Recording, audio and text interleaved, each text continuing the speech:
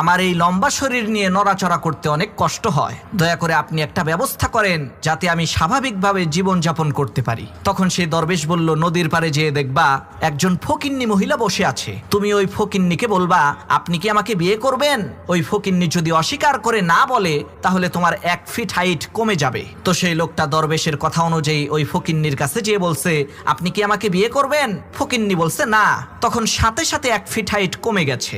লোকটা চিন্তা করলো 8 ফিট লম্বা, এটাও তো কম না, আর একটু খাটো হইলে ভালো হবে। সে আবার ওই ফকিন্নি মহিলাকে বলছে, আপনি কি আমার সাথে বিবাহ বন্ধনে আবদ্ধ হবেন। ফকিন্নি বলছে না। সাথে সাথে আর 1 ফিট হাইট কমে গেছে। লোকটা চিন্তা করলো 7 ফিট লম্বা, এটাও তো কম না, আর 1 ফিট খাটো হইলে আমাকে দেখতে আরো সুন্দর লাগবে। এই চিন্তা করে লোকটা সেই ফকিন্নি মহিলাকে আবার বলছে, আপনি কি আমাকে বিয়ে করবেন। তখন সেই ফকিন্নি মহিলা বলছে, না না না না না। তখন সাথে সাথে লোকটা একেবারে ছাগলের বাচ্চার সমান হয়ে গেছে।